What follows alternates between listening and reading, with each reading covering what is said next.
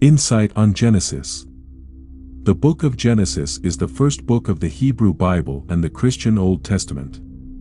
It is believed to have been written by Moses. As it is a book of all beginnings, Genesis tells the story of creation, Adam and Eve, Cain and Abel, Noah's Ark, the Tower of Babel, and the lives of Abraham, Isaac, Jacob, and Joseph, among others. It is a rich and complex text that talks about the interaction between God and mankind from the beginning of time to this current day. Chapter 1. The Creation Story. The story of creation in Genesis is a biblical account of how God created the world in 6 days. On the first day, He created light and darkness. Genesis 1 verses 3 to 5. On the second day, He created the sky and water. Genesis 1 verses 6 to 8. On the third, He created land, seas, and vegetation. Genesis 1 verses 9 to 13. On the fourth, He created the sun, the moon, and stars. Genesis 1 verses 14 to 19. On the fifth day, He created birds and sea creatures. Genesis 1 verses 20 to 23. On the sixth, He created land animals and the first human beings. Genesis 1 verses 24 to 31. On the seventh day, God rested, establishing the Sabbath as a day of rest for His creation. Genesis 2 verses 2 to 3. Chapter 2. The Fall of Adam and Eve. The story of Adam and Eve's creation and their disobedience in the Garden of Eden introduces the concept of sin and its consequences. Genesis 3 verse 6 describes the pivotal moment, when the woman saw that the tree was good for food, and that it was a delight to the eyes, and that the tree was to be desired to make one wise. She took of its fruit and ate, and she also gave some to her husband who was with her, and he ate. They were consequently expelled from the Garden of Eden. Chapter 3. The Consequence of Sin. In Chapter 3, the serpent tempts Eve to eat from the tree of the knowledge of good and evil, which God had forbidden. Eve and Adam both eat the fruit, and their eyes are opened, realizing their nakedness. When God learns of their disobedience, He curses the serpent, increases the woman's pain in childbirth, and establishes a hierarchical relationship between man and woman. God curses Adam to toil the ground for food and pronounces that he will return to dust. God clothes Adam and Eve, and to prevent them from eating from the tree of life, He banishes them from the Garden of Eden and places cherubim and a flaming sword to guard the way to the tree of life. Chapter 4. Cain and Abel. In the tale of the first murder, Cain, the firstborn son of Adam and Eve, was jealous of his brother Abel's offering pleasing God, and so killed him in a fit of rage. God's response, found in Genesis 4 verse 10, emphasizes the sanctity of human life, and the Lord said, "What have you done? The voice of your brother's blood is crying to me from the ground." God cursed Cain, and he was banished to the land of Nod, where he built a city and fathered many children. Chapter 5. The Descendants of Adam. Genesis 5 traces the genealogy from Adam to Noah, emphasizing the longevity of the early patriarchs and the continuity of God's plan from generation to generation. Chapter 6. The Fallen Angels. As humans multiplied on the earth, the sons of God married human daughters, and the Nephilim giants, the heroes of old, were born. God saw the wickedness and evil thoughts of humans and regretted creating them. His heart was deeply troubled. He decided to wipe out the human race, along with animals, birds, and creatures. However, Noah found favor in God's eyes. Chapter 6, verses 9 to 22. God instructs Noah. Noah was a righteous and blameless man who walked faithfully with God. He had 3 sons, Shem, Ham, and Japheth. The earth was corrupt and filled with violence, so God decided to destroy all people and the earth. He instructed Noah to build an ark made of cypress wood with specific dimensions, a door, and 3 decks. God decided to bring floodwaters to destroy all life on earth, but he promised to establish a covenant with Noah, ensuring his survival. Noah was to bring 2 of all living creatures, male and female, into the ark to preserve their species. He was also to store food for himself, his family, and the animals. Noah obeyed and did everything as God commanded. Chapter 7, Noah is found to be righteous. The Lord commanded Noah, found to be righteous, to enter the ark with his family. He was instructed to take 7 pairs of clean animals, 1 pair of unclean animals, and 7 pairs of birds to preserve their species. In 7 days, the Lord would send rain for 40 days and 40 nights, wiping out every living creature on earth. Noah obeyed the Lord's command, and at 600 years old, he entered the ark with his family and the animals. Rain fell for 40 days and 40 nights, causing floodwaters to rise, lifting the ark above the earth. The waters eventually covered even the highest mountains by 7 meters. All living creatures on land perished, and only Noah and those with him in the ark survived. The waters flooded the earth for 150 days. Chapter 8, God remembers Noah. But God remembered Noah and all the wild animals and the livestock that were with him in the ark, and he sent a wind over the earth, and the waters receded. Now the springs of the deep and the floodgates of the heavens had been closed, and the rain had stopped falling from the sky. The water receded steadily from the earth. At the end of the 150 days, the water had gone down, and on the 17th day of the 7th month, the ark came to rest on the mountains of Ararat. The waters continued to recede until the 10th month, and on the first day of the 10th month, the tops of the mountains became visible. Chapter 9, God's covenant with Noah. God blesses Noah and his sons, commanding them to be fruitful, multiply, and fill the earth. He establishes a covenant with them and all living creatures, promising never to destroy life by flood again. As a sign of the covenant, God sets a rainbow in the clouds. Noah's sons, Shem, Ham, and Japheth, become the ancestors of all people on earth. Chapter 10. Shem, Ham, Japheth. The Bible's book of Genesis tells of the 3 sons of Noah, Shem, Ham, and Japheth, whose descendants populated the world after the flood. Where only 8 people, together with the other pairs of living creatures that were in the ark, survived. The descendants of these 3 are listed in Genesis 10, and are further divided into 70 nations. This is known as the Table of Nations. Chapter 11, The Tower of Babel. The Tower of Babel narrative illustrates the consequences of pride and the importance of humbling oneself before God. As humanity attempts to build a tower to reach the heavens, God confuses their languages, causing them to scatter. Genesis 11 verses 7 to 8 reveals God's intervention. Come, let us go down, and there confuse their language, so that they may not understand one another's speech. So the Lord dispersed them from there, over the face of all the earth. Chapter 12, The Call of Abram. God instructs Abraham, then known as Abram, to leave his country, his people in Ur, and his father's household to go to a land that God will show him. In return, God promises to make Abraham a great nation, to bless him, and to make his name great. Trusting in God's promises, Abraham, his wife Sarai, and his nephew Lot set out for Canaan. When they arrive, God reiterates his promise to give the land to Abraham's offspring. Chapter 12, Abram and Sarai in Egypt. During a severe famine in Canaan, Abram and his family travel to Egypt to find sustenance. Fearing that the Egyptians will kill him to take his wife, Abram asks Sarai to pretend to be his sister. When Pharaoh takes Sarai into his palace, God intervenes by sending plagues upon the Egyptians. Realizing the truth, Pharaoh confronts Abram and orders him to leave Egypt with his wife and possessions. Now, including the maidservant Hagar. Chapter 13, Abram and Lot separate. As Abram and Lot's possessions grow, the land becomes unable to support both their households.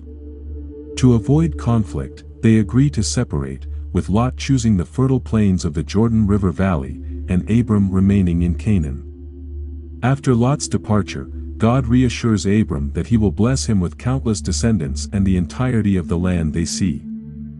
Chapter 14, Abram rescues Lot. During a war between multiple kings, Abram's nephew Lot was captured. Upon learning this, Abram gathered 318 trained men, pursued the captors, and rescued Lot and other captives while recovering all stolen goods. After the victory, Abram was blessed by Melchizedek, king of Salem and priest of God Most High, and was offered gifts by the king of Sodom. However, Abram refused the gifts, only accepting provisions for his men and allies. Chapter 15, The Lord's Covenant with Abram. In this passage, the Lord speaks to Abram in a vision and reassures him that he will be his shield and great reward. Abram, however, expresses concern about not having children and his servant Eliezer being his heir. The Lord promises Abram that he will have a son and numerous descendants. To confirm the promise, the Lord instructs Abram to offer sacrifices. After Abram does so and drives away birds of prey, he falls into a deep sleep. The Lord informs Abram that his descendants will be enslaved in a foreign land for 400 years but will eventually be liberated with great possessions. The Lord then makes a covenant with Abram, promising him and his descendants the land from the Wadi of Egypt to the Euphrates River, inhabited by various tribes. Chapter 16, Hagar and Ishmael. Sarai, unable to have children, suggests that her husband Abram have a child with her Egyptian slave Hagar. Hagar becomes pregnant, leading to conflict with Sarai. After mistreatment, Hagar flees but is found by an angel, who instructs her to return and submit to Sarai. The angel promises numerous descendants for Hagar and that she will give birth to a son named Ishmael. Hagar returns, and Ishmael is born when Abram is 86 years old. Chapter 17, God's Covenant with Abraham. When Abram was 99 years old, God appeared to him and established a covenant, promising to make Abram the father of many nations and changing his name to Abraham. God also changed Sarai's name to Sarah, and promised that she would bear Abraham a son, Isaac, who would carry on the everlasting covenant. God instructed Abraham to circumcise all males in his household as a sign of this covenant. Abraham questioned whether he and Sarah, at their advanced ages, could have a child, but God assured him it would happen. Abraham circumcised himself, his son Ishmael, and all the males in his household as instructed by God. Chapter 18, verses 1 to 15. Abraham and the three divine visitors. In Genesis 18 verses 1 to 15, Abraham encounters three divine visitors and demonstrates exceptional hospitality by offering them rest, refreshments, and a meal. During their visit, the Lord promises that Sarah, who is beyond childbearing age, will have a son within a year. Initially, Sarah laughs in disbelief, but the Lord reaffirms his promise. Eventually, Isaac is born, confirming God's faithfulness and commitment to fulfilling his promises, and the progression of God's covenant with Abraham through Isaac's birth. Chapter 18, verses 16 to 33. Abraham pleads for Sodom. As the men left for Sodom, the Lord deliberated, revealing his plan to examine Sodom and Gomorrah's outcry to Abraham, knowing he would become a great nation. The Lord confided in Abraham, who worried about righteous individuals perishing with the wicked. Abraham negotiated with the Lord, inquiring if the city would be saved for 50, 45, 40, 30, or 20, and finally, if for the sake of 10 righteous people. The Lord consented each time, agreeing not to destroy the city if that many righteous were found. Then he said, "May the Lord not be angry, but let me speak just once more. What if only 10 can be found there?" He answered, "For the sake of 10, I will not destroy it." When the Lord had finished speaking with Abraham, he left, and Abraham returned home. Chapter 19, The Destruction of Sodom and Gomorrah. 2 angels arrived in Sodom, and Lot invited them to stay at his home. The men of Sodom demanded to sleep with the angels, but Lot offered his daughters instead. The angels struck the men blind and told Lot to gather his family to leave, as they were to destroy the city. Then the Lord rained down burning sulfur on Sodom and Gomorrah, from the Lord out of the heavens. Thus he overthrew those cities and the entire plain, destroying all those living in the cities, and also the vegetation in the land. But Lot's wife looked back, and she became a pillar of salt. Chapter 19, verses 30 to 36. Lot and his daughters. Lot and his daughters took refuge in a mountain cave after leaving Zoar, fearing to stay there.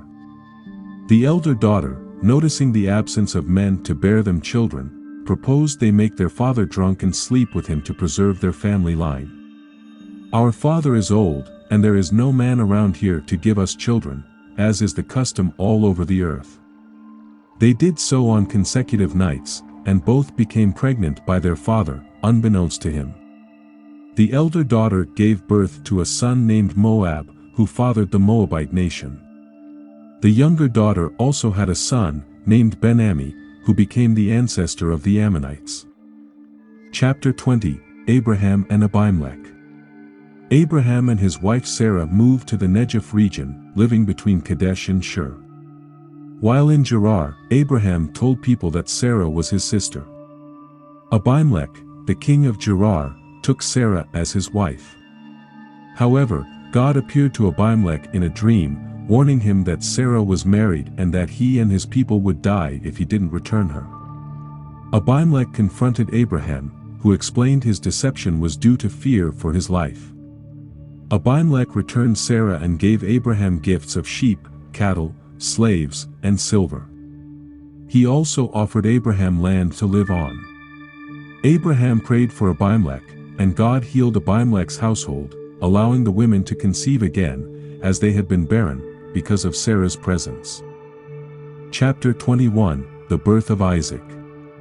Now the Lord was gracious to Sarah as he had said, and the Lord did for Sarah what he had promised. Sarah became pregnant and bore a son to Abraham in his old age, at the very time God had promised him. Abraham gave the name Isaac to the son Sarah bore him. When his son Isaac was 8 days old, Abraham circumcised him, as God commanded him. Abraham was 100 years old when his son Isaac was born to him. Sarah said, "God has brought me laughter, and everyone who hears about this will laugh with me." Chapter 21, verses 8 to 20. Hagar and Ishmael are sent away. Sarah demanded that Abraham send Hagar and Ishmael away, which distressed Abraham. However, God assured him that Ishmael would also become a great nation. Abraham provided Hagar and Ishmael with food and water before sending them away. They wandered in the desert of Beersheba until their water supply ran out. God comforted Hagar, showed her a well to replenish their water, and promised to make Ishmael a great nation. Ishmael grew up in the desert, became an archer, and his mother found him a wife from Egypt. Chapter 21, verses 21 to 33. The treaty at Beersheba. Abimelech and Phicol acknowledged that God was with Abraham and asked him to swear not to deal falsely with them or their descendants. Abraham agreed and then raised an issue about a well that Abimelech's servants had seized. Abimelech claimed ignorance about the matter. They made a treaty, and Abraham set apart 7 ewe lambs as a witness that he dug the well. The place was called Beersheba because they swore an oath there. Afterwards, Abimelech and Phicol returned to the land of the Philistines, while Abraham planted a tamarisk tree in Beersheba, called on the Lord, and stayed in the land of the Philistines for a long time. Chapter 22, Abraham is tested. God tested Abraham by asking him to sacrifice his only son, Isaac, in the region of Moriah. Abraham obeyed and prepared to offer Isaac as a burnt offering. As he was about to slay his son, an angel of the Lord stopped him, saying that now it was clear that Abraham feared God since he did not withhold his only son. Abraham found a ram caught in a thicket and sacrificed it instead. The Lord swore to bless Abraham and make his descendants as numerous as the stars in the sky and the sand on the seashore. The Lord also declared that through Abraham's offspring, all nations on earth would be blessed because of his obedience. Abraham returned to his servants, and they went back to Beersheba, where Abraham stayed. Chapter 23. The death of Sarah. Sarah lived to be 127 years old and died in Kiriath Arba, Hebron, in Canaan. Abraham mourned her and sought to buy a burial site from the Hittites. They offered him the choicest of their tombs, but Abraham asked them to intercede with Ephron, the son of Zohar, to sell him the cave of Machpelah at the end of Ephron's field for the full price. Ephron initially offered the field and cave as a gift, but Abraham insisted on paying. They agreed on a price of 400 shekels of silver. The field, the cave, and all the trees within its borders were deeded to Abraham as his property. Abraham then buried Sarah in the cave in the field of Machpelah near Mamre, Hebron, in Canaan. The field and cave were deeded to Abraham by the Hittites as a burial site. Chapter 24. Isaac marries Rebekah. After the death of Sarah, Abraham sends his servant to find a wife for Isaac among his relatives, leading to the divinely guided meeting of Rebekah at the watering well. She tends to the stranger's camels first, fulfilling the sign he had asked of the Lord. Rebekah is the granddaughter of Nahor, who is Abraham's brother. Nahor's wife, Milcah, bore Bethuel, father to Rebekah and Laban. Rebekah then agrees to go back with the servant and marry Isaac. They wedded in Sarah's tent. Isaac loved her, thus finding comfort after his mother's death. Chapter 25. The death of Abraham. After Sarah's death, Abraham took another wife named Keturah. She bore him 6 sons, Zimran, Jokshan, Medan, Midian, Ishbak, and Shua. Their descendants formed various tribes and peoples. Abraham left everything he owned to his son Isaac, and while he was still alive, he gave gifts to the sons of his concubines and sent them away to the land of the east. Abraham lived a total of 175 years. He died at a good old age, full of years, and was buried by his sons Isaac and Ishmael in the cave of Machpelah, which he had bought from the Hittites. This was also the burial place of his wife Sarah. After Abraham's death, God blessed Isaac, who lived near Beer Lahai Roi. Chapter 25, verses 19 to 23. The family line of Abraham's son Isaac. This passage details the birth of Jacob and Esau, the twin sons of Isaac and Rebekah. Isaac, son of Abraham, married Rebekah when he was 40 years old. Rebekah was the daughter of Bethuel, the Aramean from Paddan Aram, and sister of Laban, the Aramean. Rebekah was initially childless, so Isaac prayed to the Lord for her, and she became pregnant. The babies jostled within her womb, causing Rebekah distress, so she inquired of the Lord. The Lord told Rebekah that there were 2 nations inside her womb, and these 2 peoples would be separated. One people would be stronger than the other, and the older sibling would serve the younger sibling. Chapter 25, verses 24 to 34. Esau sells his birthright to Jacob for a meal. This passage describes the birth and early lives of twin brothers Jacob and Esau. Esau is born first, red and hairy, followed by Jacob, who grasps Esau's heel. As they grow up, Esau becomes a skilled hunter, while Jacob prefers to stay at home. Their father, Isaac, favors Esau, while their mother, Rebekah, favors Jacob. One day, Esau returns famished from hunting and asks Jacob for some stew.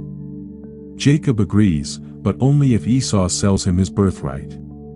Esau, feeling desperate, agrees and swears an oath, selling his birthright to Jacob for the meal. This act causes Esau to despise his birthright. Chapter 26. Isaac and Abimelech.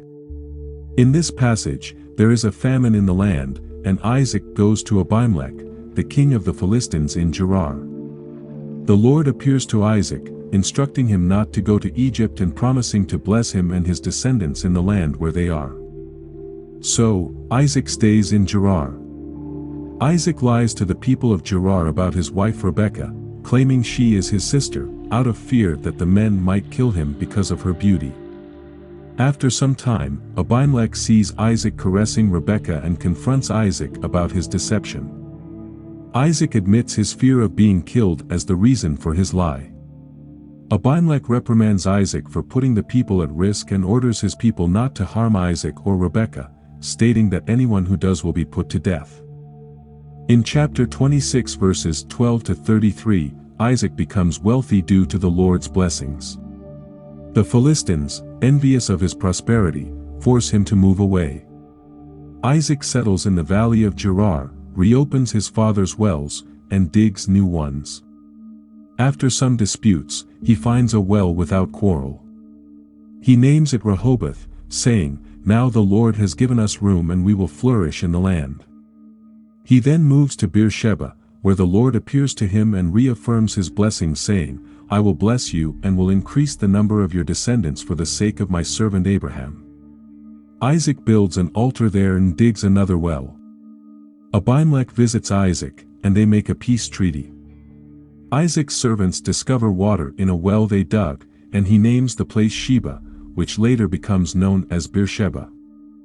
Chapter 26, verses 34 to 35. Esau marries two wives.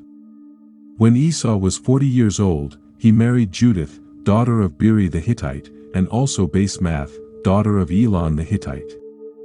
They were a source of grief to Isaac and Rebekah. Chapter 27, Jacob takes Esau's blessings. In chapter 27, Isaac, who is old and blind, calls for his older son, Esau, to hunt game and prepare a meal so he can bless him before he dies. Rebekah overhears this and tells her younger son, Jacob, to deceive Isaac by pretending to be Esau. Jacob is hesitant, fearing a curse, but Rebekah assures him she will take the curse upon herself. Jacob follows his mother's plan, dressing in Esau's clothes and covering his hands and neck with goat skins to mimic Esau's hairiness. He brings his father the prepared meal, and Isaac, unable to see and relying on touch and smell, blesses Jacob, thinking he is Esau. Chapter 27, verses 30 to 46. Esau laments. After Jacob deceitfully received Isaac's blessing, Esau returned from hunting and prepared food for his father to receive his blessing. Isaac, realizing he had blessed Jacob instead, trembled violently. Esau, heartbroken, begged for his own blessing. Isaac told him that he would serve his brother, but eventually break free. Esau held a grudge and planned to kill Jacob. Rebekah warned Jacob and advised him to flee to her brother Laban in Haran. Rebekah also expressed her displeasure with the idea of Jacob marrying a Hittite woman. Chapter 28, verses 1 to 9. Isaac instructs Jacob. Isaac blessed Jacob and instructed him not to marry a Canaanite woman, but to go to Paddan Aram, to the house of his mother's father Bethuel, and marry one of Laban's daughters. Laban is his mother's brother. Isaac prayed that God would bless Jacob and his descendants as he had blessed Abraham. He said, "May God Almighty bless you and make you fruitful and increase your numbers." Then Jacob obeyed his father and went to Paddan Aram. Esau, noticing his father's displeasure with Canaanite women, married Mahalath, Ishmael's daughter, in addition to his existing wives. Chapter 28, verses 10 to 15. Jacob's dream. Jacob set out for Haran and stopped to rest for the night. Using a stone as a pillow, he had a dream where he saw a stairway reaching to heaven with angels ascending and descending on it. The Lord stood above it and promised to give Jacob and his descendants the land he was lying on, to multiply his descendants, and to bless all people on earth through them. The Lord also promised to watch over Jacob and bring him back to the land. Upon waking, Jacob realized the Lord was present and declared the place to be the house of God and the gate of heaven. He named it Bethel. In the morning, he set up the stone he had slept on as a pillar and anointed it with oil. Jacob vowed that if God would watch over him and provide for his needs, he would recognize the Lord as his God and give a tenth of all he received. Chapter 29, verses 1 to 13. Jacob meets Rachel. In this passage, Jacob arrives in Paddan Aram and encounters a well where shepherds water their sheep. He asks the shepherds where they are from and learns they are from Haran. When he inquires about Laban, they confirm they know him and that his daughter Rachel is approaching with the sheep. Jacob helps water the sheep, and upon meeting Rachel, kisses her and starts weeping. He tells Rachel that he is her father's relative and Rebekah's son. Rachel then informs Laban about Jacob, and Laban welcomes Jacob into his home, acknowledging their familial connection. Chapter 29, verses 15 to 24. Laban deceives Jacob. Laban has two daughters. The older one is Leah, who has weak sight. But Rachel has a lovely figure and is beautiful. So, Jacob works for Laban for 7 years in order to marry his younger daughter, Rachel, whom he loves. After the 7 years are completed, Jacob asks Laban for Rachel's hand in marriage. Laban hosts a feast, but in the evening, he deceives Jacob by bringing him his older daughter, Leah, instead of Rachel. Jacob unknowingly consummates the marriage with Leah. Laban also gives his servant Zilpah to Leah as her attendant. Chapter 29, verses 25 to 30. The price of love. In the morning, Jacob realizes he has been deceived by Laban and has married Leah instead of Rachel. When he confronts Laban, Laban explains that it is their custom to marry off the older daughter before the younger. Laban then proposes that Jacob work for him for another 7 years in exchange for Rachel as well. Jacob agrees, finishes the bridal week with Leah, and marries Rachel. Laban gives his servant Bilhah to Rachel as her attendant. Jacob loves Rachel more than Leah, and he works for Laban for another 7 years. Genesis 29. Verses 31 to 35. The children of Leah. Seeing that Leah was unloved by her husband Jacob, the Lord enabled her to conceive while Rachel remained childless.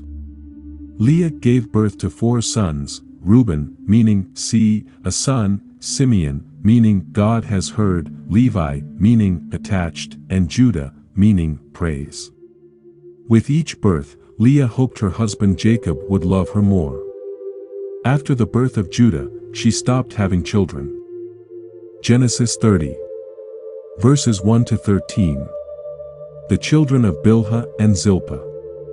Rachel, envious that she could not bear children for Jacob, gave her servant Bilhah to Jacob as a wife. Bilhah became pregnant and bore Jacob a son, whom Rachel named Dan, feeling vindicated by God. Bilhah conceived again and had a second son, who Rachel named Naphtali, believing she had won a struggle against her sister. When Leah saw that she had stopped having children, she gave her servant Zilpah to Jacob as a wife. Zilpah bore Jacob 2 sons, Gad and Asher. Chapter 30. Verses 14 to 21. Leah conceives again. During the wheat harvest, Reuben, Leah's son, found mandrake plants and brought them to his mother. Rachel, who was still childless at the time, asked Leah for some of the mandrakes, believing they might help her conceive. Leah agreed to give Rachel the mandrakes in exchange for a night with Jacob. That night, Jacob slept with Leah. As a result, Leah became pregnant again and bore Jacob a 5th son, whom she named Issachar. Leah conceived once more and gave birth to a 6th son, Zebulun. Some time later, she gave birth to a daughter named Dinah. Genesis 30. Verses 22 to 34. The Lord remembers Rachel. Then God remembered Rachel, he listened to her and enabled her to conceive. She became pregnant and gave birth to a son and said, "God has taken away my disgrace." She named him Joseph, and said, "May the Lord add to me another son." Genesis 30. Verses 25 to 43. Jacob's flocks increase. Jacob asked Laban to let him return to his homeland with his family after Rachel gave birth to Joseph. Laban, aware of his blessings due to Jacob, asked him to stay and name his wages. Jacob proposed that he would continue tending Laban's flocks and take the speckled, spotted, and dark-colored animals as his wages. Laban agreed. Jacob devised a plan to increase the number of desired animals in the flocks. He placed peeled branches from various trees in watering troughs, causing animals to mate in front of them, producing offspring with the desired color patterns. Jacob separated the animals accordingly and ensured only the stronger animals mated near the branches. This strategy led to Jacob becoming exceedingly prosperous, owning large flocks, servants, camels, and donkeys. Genesis chapter 31. Verses 1 to 21. Jacob flees from Laban. Jacob learned that Laban's sons were resentful of his wealth, and Laban's attitude towards him had changed. God instructed Jacob to return to his homeland, promising to be with him. Jacob told Rachel and Leah about Laban's deceit and how God had intervened. They agreed that their father had wronged them, and they supported Jacob's decision to leave. While Laban was away shearing his sheep, Rachel stole her father's household gods. Jacob, his family, and his possessions left without informing Laban. They crossed the Euphrates River, heading towards the hill country of Gilead, following God's guidance to return to their native land. Genesis chapter 31. Verses 22 to 55. Laban pursues Jacob. Laban, informed of Jacob's departure, pursued him for 7 days and caught up with him in Gilead. God warned Laban in a dream not to harm Jacob. Laban confronted Jacob about leaving secretly and stealing his household gods. Jacob, unaware that Rachel had taken the gods, challenged Laban to find them. Laban searched the tents but did not find the gods, as Rachel hid them in her camel's saddle. Jacob expressed his frustration about Laban's treatment during their 20 years together. Laban acknowledged that everything Jacob had now belonged to him but suggested making a covenant. They set up a pillar and heap of stones as a witness, calling it Mizpah, and agreed not to harm each other.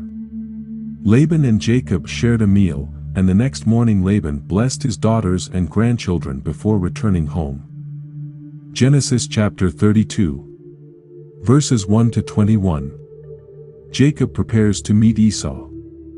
As Jacob continued his journey, he encountered angels of God and named the place Mahanaim. He sent messengers to his brother Esau, who lived in the land of Seir, with a message seeking his favor. The messengers returned, informing Jacob that Esau was coming to meet him with 400 men. Fearing Esau's intentions, Jacob divided his people, flocks, and herds into 2 groups, thinking that if one group was attacked, the other might escape. He prayed to God for protection from Esau and acknowledged the blessings he had received. Jacob prepared a generous gift of various animals for Esau and instructed his servants to deliver the herds separately, telling Esau they belonged to Jacob and were sent as gifts. Jacob hoped the gifts would pacify Esau and lead to a peaceful reunion. While the gifts were sent ahead, Jacob spent the night in the camp. In Genesis 32 verses 22 to 32, Jacob crosses the ford of the Jabbok with his family and possessions. Left alone, he wrestles with a mysterious man until daybreak. Unable to overpower Jacob, the man dislocates Jacob's hip. Jacob refuses to let the man go until he receives a blessing. The man then renames Jacob as Israel, signifying his struggle with God and humans, and overcomes them. Jacob names the place Peniel, acknowledging he saw God face to face and survived. Afterwards, Jacob limps due to his hip injury, and the Israelites abstain from eating the tendon attached to the hip socket in remembrance of Jacob's encounter. Genesis chapter 33. 2 brothers meet. In Genesis 33, Jacob prepares to meet Esau by dividing his family and possessions. As they approach, Jacob bows 7 times before his brother. To his surprise, Esau embraces and kisses Jacob, and they weep together. Jacob introduces his family, who all bow before Esau. Jacob offers Esau gifts of flocks and herds. Later Esau offers to accompany Jacob to Seir, but Jacob declines. Esau returns to Seir, while Jacob travels to Sukkot, where he builds shelters for his livestock. Finally, Jacob arrives in Shechem, buys land, and sets up an altar, naming it El Elohi, Israel. Chapter 34. Dinah and the Shechemites. While in Shechem, Dinah is raped by Shechem, son of Hamor, because he was in love with her. Her brothers demand that all the males in the city be circumcised before they would agree to a marriage between Dinah and Shechem. The Shechemites agree and get circumcised. But Simeon and Levi take advantage of their weakened state, to attack and kill all the males in the city, loot off their flocks and herds and donkeys, carry off all their wealth, and all their women and children, and take Dinah back with them. Jacob is upset with his sons for their actions, saying, "You have brought trouble on me by making me obnoxious to the Canaanites and Perizzites, the people living in this land." But they justify themselves, by claiming that their sister had been treated shamefully. Chapter 35. Verses 1 to 14. Jacob returns to Bethel. In this passage, God commands Jacob to leave Shechem and go to Bethel and build an altar there to worship God.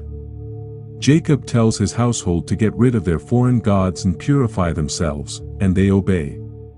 When they arrive in Bethel, God appears to Jacob again and blesses him, changing his name to Israel. God promises that a nation and a community of nations will come from him, and that kings will be among his descendants. Jacob sets up a stone pillar and pours out a drink offering and oil on it, calling the place Bethel, where God had talked with him. Genesis chapter 35 verses 16 to 19. Rachel dies in childbirth. Then they moved on from Bethel. While they were still some distance from Ephrath, Rachel began to give birth and had great difficulty. And as she was having great difficulty in childbirth, the midwife said to her, "Don't despair, for you have another son." As she breathed her last, for she was dying, she named her son Benoni. But his father named him Benjamin. So Rachel died and was buried on the way to Ephrath, that is, Bethlehem. Over her tomb, Jacob set up a pillar, and to this day that pillar marks Rachel's tomb. Genesis chapter 35 verses 21 to 29. The death of Isaac. Israel, formerly Jacob, moved and settled in a region beyond Migdal Eder. While there, his son Reuben, Jacob's firstborn, slept with his father's concubine Bilhah. Jacob had 12 sons in total, born to him by his wives Leah and Rachel, and their servants Bilhah and Zilpah. The sons of Leah were Reuben, Simeon, Levi, Judah, Issachar, and Zebulun. Rachel bore Joseph and Benjamin. Bilhah, Rachel's servant, had Dan and Naphtali, while Zilpah, Leah's servant, gave birth to Gad and Asher. Then Jacob returned to his father Isaac in Mamre, near Kiriath Arba, Hebron, where Abraham and Isaac had stayed previously. Isaac lived for 180 years before passing away. His sons, Esau and Jacob, buried him. Chapter 36, The Descendants of Esau. This passage details the family line of Esau, also known as Edom. Esau took his wives from the women of Canaan. Adah, the daughter of Elon the Hittite, and Oholibamah, the daughter of Anna and granddaughter of Zibeon the Hivite, and also took Basemath, daughter of Ishmael and sister of Nebaioth. They bore him several sons, who in turn had their own sons, making up the chiefs among Esau's descendants. Esau decided to take his wives and sons and daughters and all the members of his household, as well as his livestock, and all his other animals and all the goods he had acquired in Canaan, and moved to a land, some distance from his brother Jacob.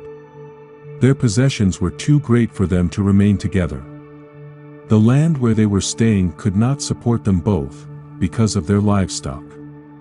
So Esau, that is, Edom, settled in the hill country of Seir, giving rise to the Edomites. Chapter 37, verses 1 to 11. Joseph's dreams. In Genesis 37, Joseph, favored by his father Jacob, receives an ornate robe that sparks jealousy among his brothers. Then Joseph has two dreams, one where his brothers' sheaves of grain bow to his, and another where the sun, the moon, and 11 stars bow to him. These dreams increase his brothers' animosity. Then Jacob rebukes Joseph, saying, "What is this dream you had? Will your mother and I and your brothers actually come and bow down to the ground before you?" But still, Jacob keeps the matter in mind.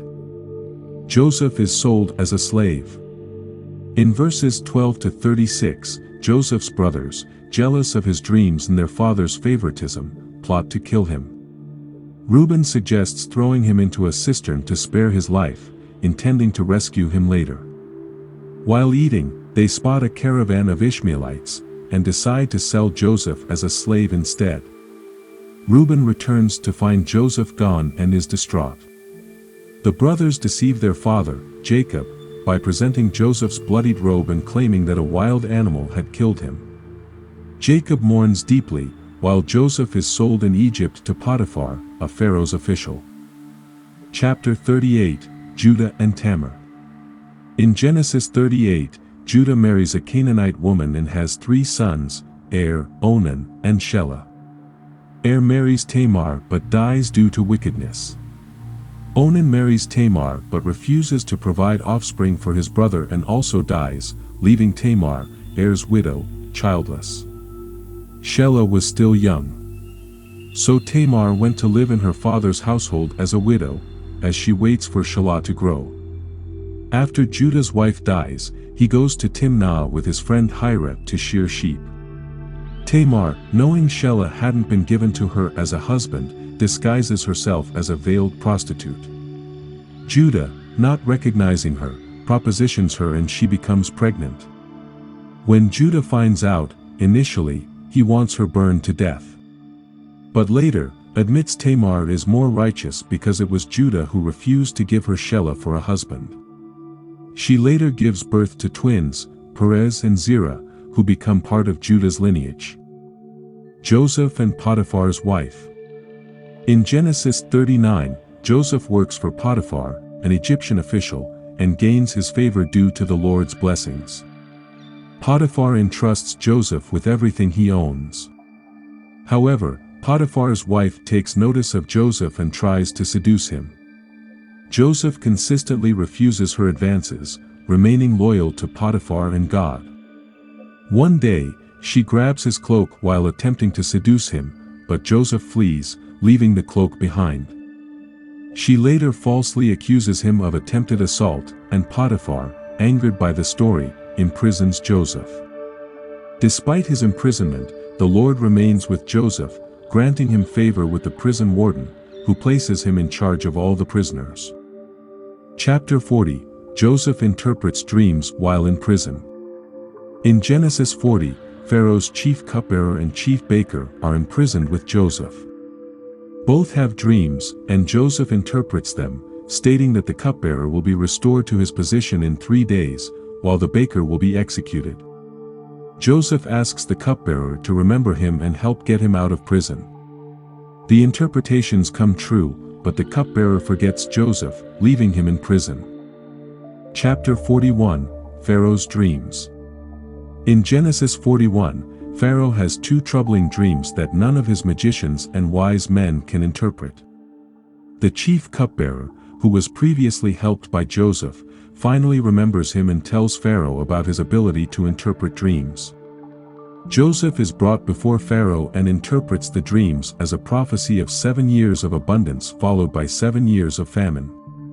Joseph suggests that Pharaoh appoint a wise man to oversee the collection and storage of grain during the abundant years to prepare for the famine. Impressed by Joseph's wisdom and interpreting abilities, Pharaoh appoints Joseph as the second in command, in charge of all of Egypt, to oversee the preparations for the coming famine. The rise of Joseph.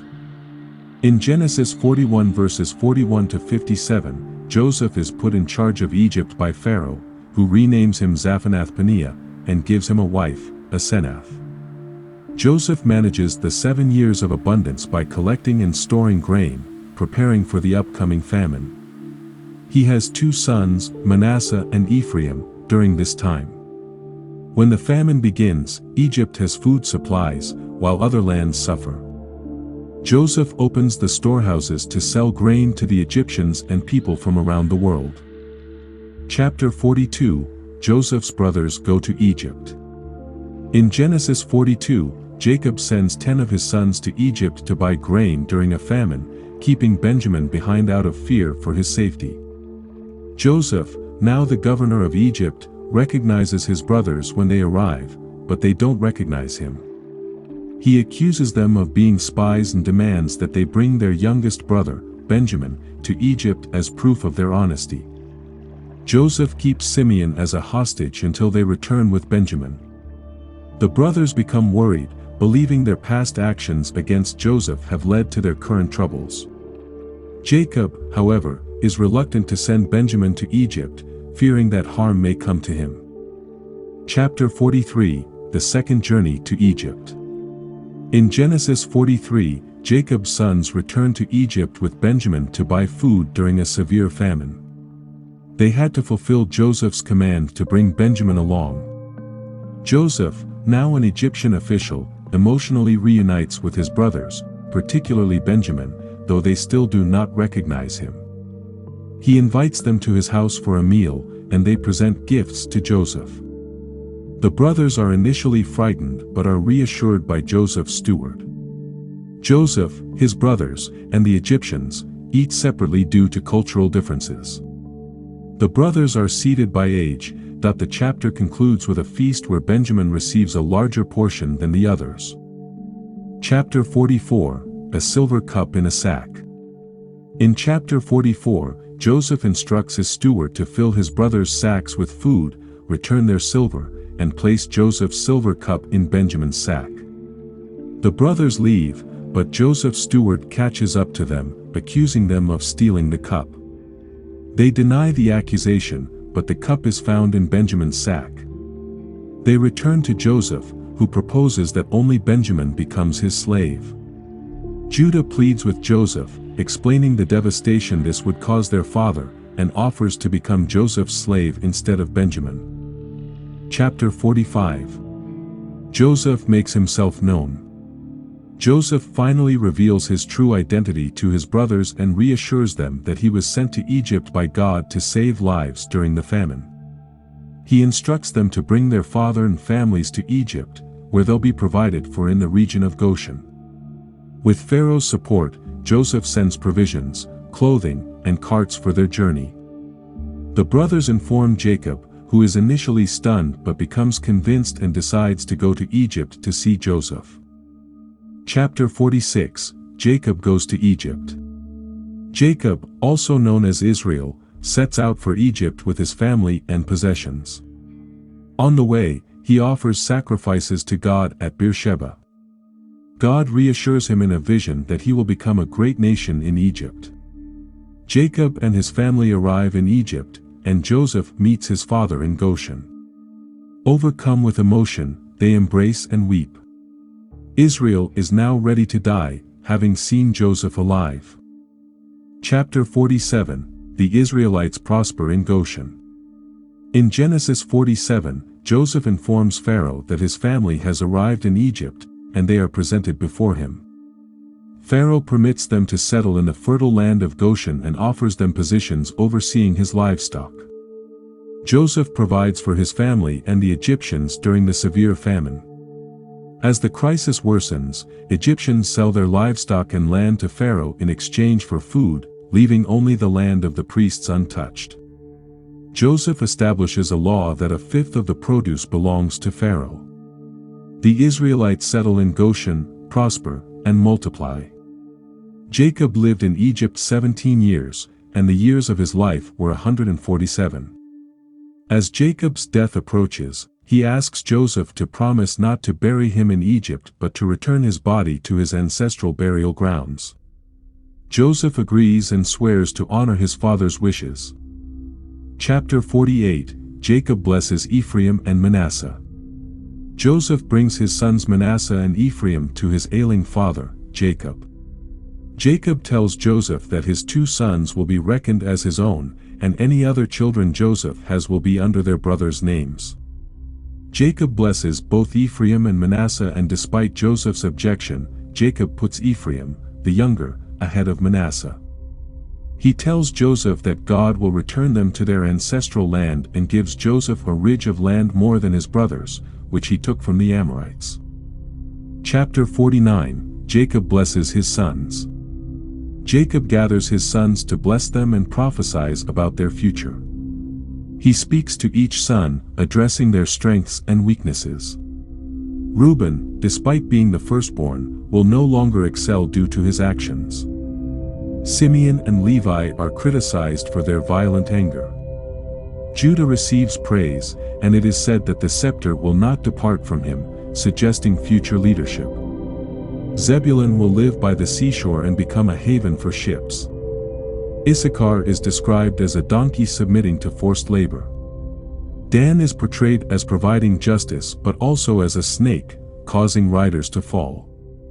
Gad, Asher, and Naphtali receive blessings related to prosperity, food, and beauty. Joseph is blessed with abundant fruitfulness, strength, and the favor of God. Finally, Benjamin is characterized as a ravenous wolf, devouring prey and dividing plunder. Chapter 50. Verses 1 to 14. The death of Jacob. In Genesis 50, after Jacob's death, Joseph mourns and has his father embalmed by Egyptian physicians. Joseph then asks Pharaoh for permission to bury Jacob in the land of Canaan, as his father had wished. Pharaoh grants this request, and Joseph, his brothers, and Egyptian officials travel to Canaan with a large company, including chariots and horsemen. They hold a 7-day mourning period at the threshing floor of Atad, drawing the attention of the Canaanites. Jacob is buried in the cave in the field of Machpelah, which was purchased by Abraham as a burial place. Following the burial, Joseph and his brothers return to Egypt. Chapter 50, verses 15 to 26. Joseph reassures his brothers. After Jacob's death, Joseph's brothers fear retaliation for their past actions. They ask for forgiveness, but Joseph reassures them that God intended their actions for good, ultimately saving many lives. He promises to provide for his brothers and their families. Joseph lives to see the 3rd generation of Ephraim and Manasseh's children. Many years later, before dying at 110, Joseph tells his brothers that God will take them to the promised land, and he asks them to carry his bones with them when they leave Egypt. After his death, Joseph's body is embalmed and placed in a coffin in Egypt.